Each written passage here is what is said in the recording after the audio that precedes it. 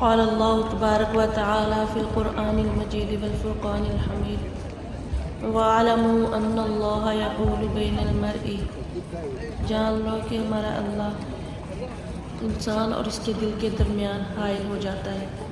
یہ ہمارا اللہ سورہ انفال آیہ نمبر 24 میں فرماتا ہے۔ تو کچھ مہینے پہلے کسی نے سوال کیا کہ ہم اللہ پاک ہمیں پھر ایسے لوگوں سے کیوں ملواتے ہیں جو نصیب میں ہی نہیں ہوتے؟ ایسے لوگ کیوں ہماری زندگی میں آتے ہیں جنہیں ہمارا بننا ہی نہیں ہوتا؟ آخر کیوں؟ نمازوں میں مانگنے کے باوجود کوئی ہمارا محرم نہیں بنتا، ہمیں اذیت میں چیختا چلاتا چھوڑ کے چلا جاتا ہے۔ تو اس بات کا جواب جو سب کے لیے ہے وہ یہ کہ اللہ نے انسان کے دل کو اپنے گھر سے تشبیہ دی ہے، اور انسان کے دل پر اللہ کے نور کی تجلیات پڑتی رہتی ہیں۔ اور اللہ نے فرمایا اگر میری تجلیات کسی پہاڑ پر پڑتی تو وہ پہاڑ ریزہ ریزہ ہو جاتے، لیکن میں نے انسان کے دل کو چنا اور پھر اس میں اپنا قرآن اتارا، اور انسان نے اس دل میں مجھے چھوڑ کے دوسروں کو بسا لیا۔ اس لیے اللہ انسان اور اس کے دل کے درمیان حائل ہو جاتا ہے۔ اسی لیے اللہ قرآن میں فرماتا ہے وَاعْلَمُوا أَنَّ اللَّهَ يَحُولُ بَيْنَ الْمَرْءِ وَقَلْبِهِ، جان لو کہ اللہ انسان اور اس کے دل کے درمیان حائل ہو جاتا ہے۔ پھر اللہ نے ایک سوال بھی پوچھا کہ اے انسان، کیا تو واقعی اپنے آپ کو اس لائق سمجھتا ہے کہ تو جو بھی چاہتا ہے میں سب تجھے عطا کر دوں؟ ام للانسان ما تمنا، سورہ نجم میں ہمارا اللہ فرماتا ہے کہ انسان کو یہ حق پہنچتا ہے کہ وہ جس چیز کی بھی تمنا کرے وہی چیز اسے مل جائے۔ دیکھیے اللہ کی غیرت یہ گوارا نہیں کرتی کہ انسان اس اللہ کو چھوڑ کے غیر سے محبت کا اظہار کرے، کیونکہ اللہ نے انسان سے محبت کا دعویٰ کیا اور کہا کہ اے آدم کی اولاد میں تم سے بڑا پیار کرتا ہوں، ابن آدم انا لک محب، آدم کی اولاد میں تم سے پیار کرتا ہوں۔ اللہ رب العزت نے 18,000 مخلوقات پیدا کی ہیں، لیکن انسان سے کہا کہ میری عزت کی قسم میں تم سے پیار کرتا ہوں۔ وہ فرشتے جنہوں نے اربوں خربوں سال سے سجدے میں سر رکھا ہوا ہے، اللہ نے ان سے نہیں کہا کہ میں تم سے پیار کرتا ہوں۔ اے جبرائیل امین میں تمہیں چاہتا ہوں، اسرافیل میری محبت تمہارے لیے ہے۔ شرابی سے کہا، ہم جیسے گناہ گاروں سے کہا کہ میں تم سے پیار کرتا ہوں۔ عزت بیچنے والی سے کہا کہ میں تم سے پیار کرتا ہوں۔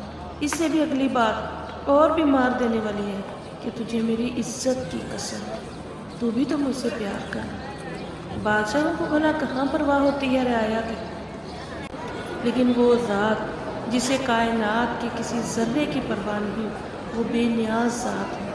وہ کہہ رہا ہے کہ میں تجھ سے پیار کرتا ہوں، تجھے میری عزت کی قسم تو بھی مجھ سے پیار کر۔ اللہ اکبر، تجھے میرے حق کی قسم کہ تو بھی مجھ سے پیار کر۔ اللہ اکبر۔ تو جن لوگوں کے لیے آپ قربانیاں دیتے ہیں وہ آپ کی کیا قدر کریں گے؟ ہمارا اللہ فرماتا ہے وَهُوَ الْغَفُورُ الْوَدُودُ، اللہ تو بڑا بخشنے والا ہے، بڑا ہی محبت کرنے والا ہے۔ آپ کسی پہ احسان کریں گے تو وہ بدلے میں آپ کو شکریہ بول دے گا، بدلے میں کوئی چیز دے دے گا، ساتھ نبھانے کے لارے لگائے گا، زیادہ سے زیادہ کیا کرے گا آپ کے لیے؟ آپ کو پتہ ہے اللہ کی قدردانی کیا ہے؟ جب آپ اللہ کی محبت میں اپنے جذبات قربان کرتے ہیں تو پتہ ہے اللہ کیا قیمت لگاتا ہے آپ کی؟ حضرت ابراہیم علیہ السلام کا بیٹا ہوا، حضرت ابراہیم علیہ السلام کی عمر 86 سال اور بیوی ہاجرہ کی عمر 22 سال ہے۔ جب بچہ پیدا ہوتا ہے تو اللہ نے فرمایا اپنی بیوی اور بچے کو جا کے صفا اور مروہ کی پہاڑیوں میں چھوڑ آؤ، آج تو وہاں پر چلو، دنیا آباد ہے، لیکن اب تصور کرو آج سے ہزاروں سال پہلے وہ صرف ایک خوفناک منظر ہوگا، کچھ بھی نہیں تھا قریب قریب۔ آپ نے جا کے اپنی بیوی بچے کو وہاں چھوڑا۔ اب نبی تو حضرت ابراہیم علیہ السلام تھے، ان کی بیوی تو نبی نہیں تھی۔ وہ چاہتی تو کہہ سکتی تھی نہیں اتنی خوفناک جگہ پہ مجھے اکیلے چھوڑ کے کیوں جا رہے ہو، جب بندہ نہ بندے کی ذات، نہ آبادی، نہ کھانا، نہ پینا، نہ سبزہ، صرف اور صرف تپتی ریت اور دل دہلا دینے والے پہاڑ۔ حضرت ابراہیم علیہ السلام بیوی اور بچے کو چھوڑ کے واپس آ گئے۔ 1-2 دن تو بھوک پیاس میں گزرے، لیکن آخر کب تک؟ بچے کو پیاس لگی، پانی تھا نہیں، تو ہاجرہ ان پہاڑوں پہ بھاگی کہ شاید کہیں سے پانی کی ایک بوند مل جائے اور میں اپنے بچے کو لا کے پلا سکوں۔ کبھی وہ صفا کے پہاڑوں پہ بھاگتی تو کبھی مروہ کے پہاڑوں پر بھاگتی۔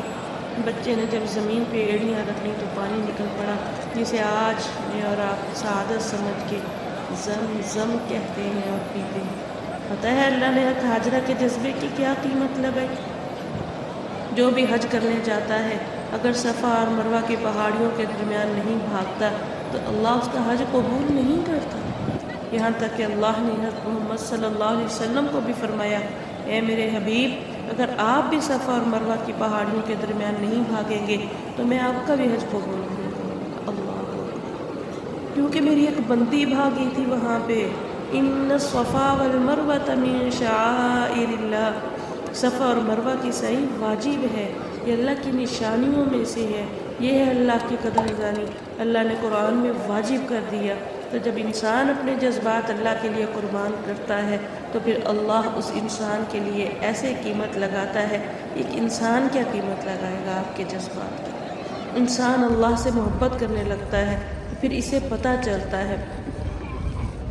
چلتا ہے کہ کوئی چھوڑ کے گیا تو اس کی پرواہ نہیں کرنی اور وہ اپنے آپ کو اللہ کے آگے جھکا دیتا ہے۔ اللہ کی فرما برداری میں جو لذت ہے وہ کبھی محسوس کر کے تو دیکھیں۔ یہ لذت اتنی نایاب ہے کہ اللہ نے اسے صرف دنیا میں رکھا۔ جنت میں اربوں خربوں سال کی زندگی پاؤ گے لیکن عبادت کی لذت نہیں پاؤ گے۔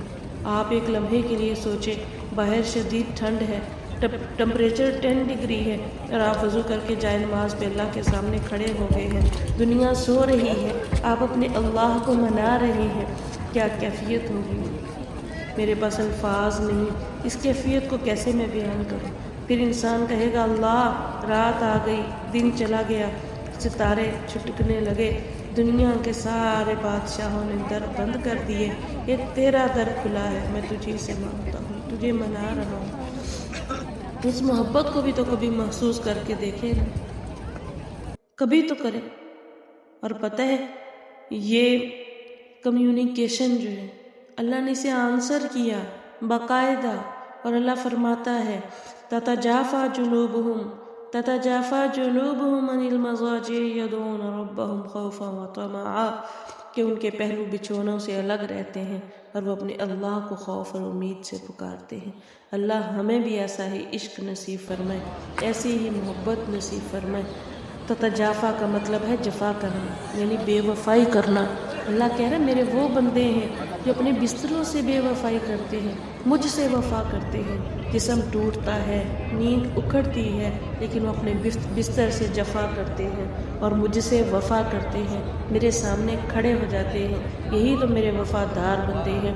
صرف یہی نہیں بلکہ اللہ یہ بھی کہہ رہا ہے کہ ایسے لوگوں کے لیے میں نے جنت کے اندر ایسے ایسے سرپرائزز رکھے ہیں جن کو آج تک نہ کسی آنکھ نے دیکھا ہے، نہ کسی کی سوچ وہاں تک پہنچ سکی ہے، بشمول میرے انبیاء اور فرشتوں کی۔ سوچو وہ کیا کیا اللہ کے سرپرائزز ہوں گے جن کو دیکھنا تو دور کی بات، آج تک نہ انبیاء سوچ سکے ہیں نہ فرشتے۔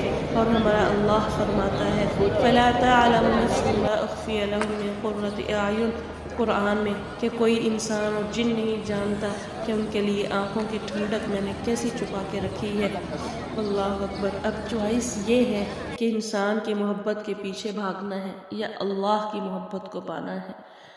کیسے الفاظ کے سانچے میں ڈھلے گا یہ جمال؟ اللہ، میں سوچتی ہوں کہ کہیں تیرے حسن کی توہین نہ ہو جائے۔